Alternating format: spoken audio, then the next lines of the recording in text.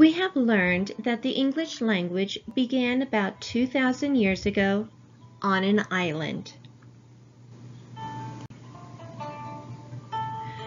The people who lived there were called the Celts, and they lived on an island called Britannia. The Celts were not very advanced. They didn't have a government, nor schools, nor roads. The people farmed and hunted. But the Celts' way of life did not last this way for long.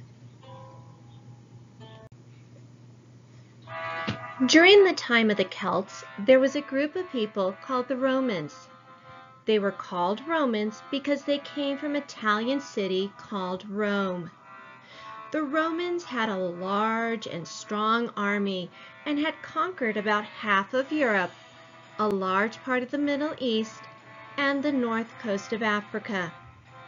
After the Romans conquered these areas, they gained control over the people who lived there.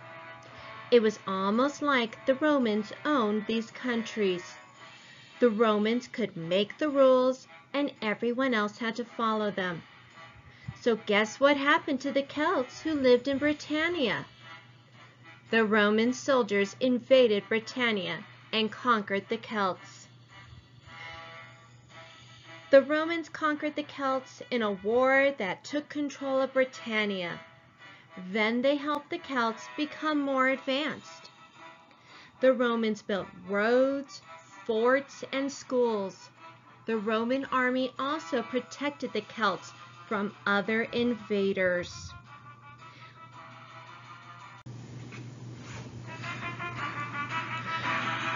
While the Romans were in Britannia, the Celts wanted to make sure that everyone understood that Britannia originally belonged to the Celts.